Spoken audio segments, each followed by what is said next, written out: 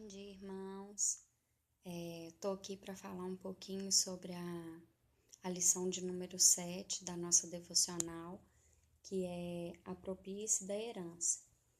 E foi assim, foi muito bom ruminar sobre essa palavra, porque teve grandes verdades, trouxe grandes verdades ao meu coração, espero que tenha trago para vocês também. Mas vamos falar e compartilhar um pouquinho dessa devocional. A primeira coisa, o que é herança, né? Herança é você herdar alguma coisa, né? É você adquirir alguma coisa por sucessão, né? Não foi pelo seu esforço, mas não foi pelo seu esforço, mas foi uma sucessão, né? E nós sabemos que nós somos filhos, né? Então, se nós somos filhos, nós temos essa herança. E essa herança, ela está disponível para a gente, ela foi preparada para nós. Só que tem algumas chaves espirituais que vai nos mostrar só como nos apropriar dessa herança, né? Os pontos que a gente pode fazer, que a gente tem que ter entendimento, para que a gente possa realmente apropriar-se dessa herança, para que a gente tome posse dessa herança. A primeira coisa que o devocional fala para a gente é que para a gente tomar posse dessa herança, para a gente se apropriar, a gente tem que ser maduro. Mas muitos irmãos confundem essa maturidade, porque até pelo ponto de vista, até pela ótica natural das coisas, a gente só pode herdar e desfrutar de uma herança quando a gente já chega numa certa idade, quando a gente já tem uma certa maturidade, né? Então, até pela lógica natural das coisas, a gente só pode tomar posse de uma herança quando a gente já tem uma maturidade suficiente. Pela ótica natural, é pela maioridade, né? Você tem os 18 anos, aí você pode tomar posse daquela herança. Então, o que a gente tem? A gente é herdeiro. A pessoa é herdeira, ela só não pode tomar posse porque ela não tem a maioridade. Só que a maturidade espiritual, ela difere dessa lógica natural das coisas. A maturidade espiritual, ela vai muito mais além do que a idade que nós temos. E alguns irmãos também confundem o que é maturidade, o que é ser maduro, né? O primeiro ponto que eu anotei aqui é que a maturidade ela não tem nada a ver com o tempo que você tem de igreja. Então, a gente vê gente que tem muitos anos de igreja, muito conhecimento e essas coisas, e ainda continuam bebês na fé. Então, não é o seu tempo de igreja que vai fazer com que você seja maduro ou não. A maturidade não tem nada a ver com o tempo de igreja que você tem. A segunda coisa é que a maturidade ela não tem nada a ver com o seu conhecimento da palavra. Não tem nada a ver se você é um teólogo, se você sabe tudo sobre a Bíblia. A maturidade ela não é por isso. A maturidade é pelo que você absorve dessa palavra, que é o que a gente chama de revelação. Não adianta nada você saber, você ter conhecimento e não ter revelação daquelas verdades que você está lendo, que você está aprendendo. Então, a maturidade, ela não tem nada a ver com o tamanho do seu conhecimento, com o tamanho da sua carga teológica. Tem a ver com as suas revelações da palavra. Outra coisa é que maturidade também não tem nada a ver com dons espirituais. Que a gente viu o exemplo lá da igreja de Corinto, que Paulo fala que aquela igreja tinha muitos dons espirituais, que aquelas pessoas elas tinham dons espirituais, mas aí depois ele mesmo chama aquelas pessoas de imaturas na fé. Então, só porque você tem um dom espiritual, isso não significa que você é madura. A mesma coisa é para quem não tem, né? Se você não tem um dom espiritual ainda, isso não significa que você não é madura na fé, porque são coisas diferentes. Outra coisa também, maturidade não tem nada a ver também só porque você jejua muito ou porque você ora muito.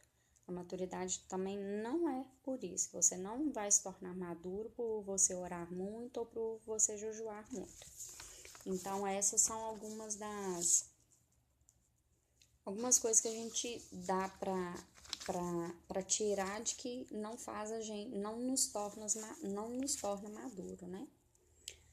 Mas lá em Hebreus 5:13 diz assim, é que todo aquele que se alimenta de leite é porque é inexperiente na palavra da justiça. Então, aquele que é inexperiente na palavra da justiça que é bebê, né? É aquela pessoa que não é maduro. Então, o que é ser maduro? A sua maturidade, ela vai depender de como que você enxerga essa justiça, de como que você tem revelação dessa justiça sobre a sua vida. Nós sabemos que Jesus morreu, né? E com ele levou os nossos pecados, né? Ele não tinha pecado, mas Deus colocou os nossos pecados sobre ele. Da mesma forma que Deus colocou a justiça de Jesus sobre as nossas vidas, né? É isso que nós precisamos de entender. O verdadeiro significado da palavra justiça.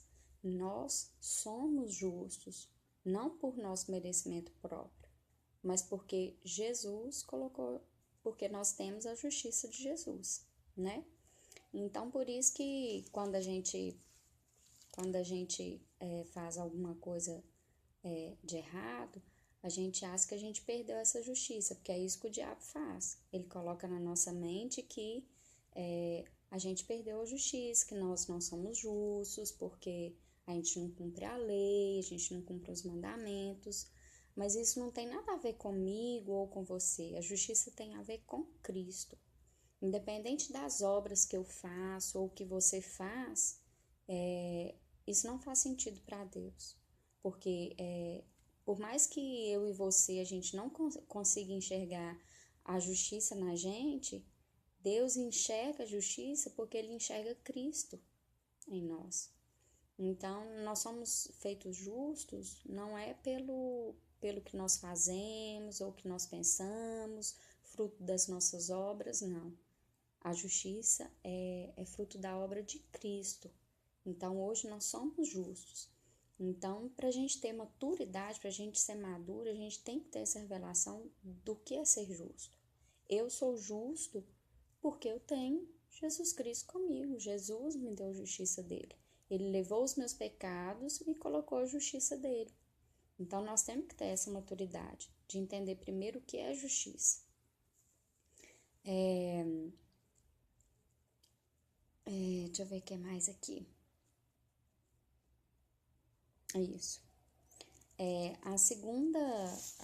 Então, o primeiro ponto-chave é para a gente ser crescido, para a gente ter maturidade, a gente tem que entender o que é ser justo, né? Primeira coisa é ser filhos, para a gente ser filho crescido e filhos maduros, para a gente ter essa maturidade espiritual, a gente precisa de ter entendimento de que nós já somos justos, nós somos justos. Então, essa é a primeira, digamos, o primeiro item que a gente pode pensar para a gente desfrutar da herança, né, de que nós temos. O segundo ponto que a gente tem que pensar para a gente desfrutar da herança é sobre ser filhos da mesma mãe. A gente já sabe que do nosso pai, né? A gente já tem certeza de que o nosso pai é Deus, mas e a nossa mãe? A gente é filho de qual mãe espiritual? Igual o texto fala, igual o devocional nos ensina. E lá ela faz uma comparação com os filhos de Abraão, né? Que Abraão teve as duas mulheres, que são Sara e Agar, né? A Sara, ela remete para a graça, e a Agar, ela remete para a lei, né? Então, é aí que a gente tem que descobrir para qual lado que a gente está indo, para qual mãe espiritual a gente tem. Porque o pai a gente já sabe, então a gente tem que ver para qual mãe, né? Se a gente está indo pelo lado da lei ou se nós estamos indo pelo lado da graça, né? Igual fala lá, todos são filhos de Abraão, né? Mas de qual mãe? filhas de Agar ou filhas de Sara? Então, essa é uma chave espiritual para nós, para a gente saber em que posição que nós estamos. Então, e depois que a gente já sabe a história, né, de Israel e Ismael, a gente sabe que... Bom, gente, e o último item fala sobre a gente conhecer nosso irmão mais velho, né? E, e sobre essa parte,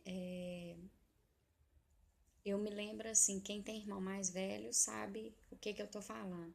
Mas sempre quando alguma coisa na minha infância me afligia, ou alguém me intimidava, ou eu estava passando por algum perigo, alguma coisa do tipo, eu sempre falava assim, vou chamar meu irmão mais velho.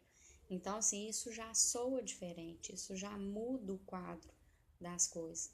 Então, esse estudo serviu muito, assim, falou muito ao meu coração, porque nós temos essa herança e nós podemos apropriar dela.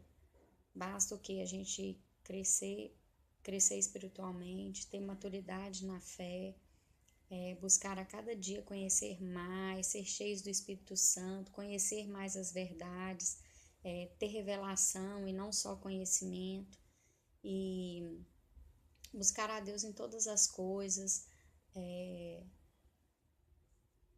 assim, não dá ouvidos porque o diabo fala, pelas coisas que ele coloca nos nossos pensamentos, que a gente não é justo, ou que a gente não é merecedor, porque realmente a gente não merece nada, mas a gente deve nos apropriar da graça de Deus, né? Porque a graça dele é linda e a gente não precisa de mais nada, né? A graça dele já nos basta. Então, que nós possamos ter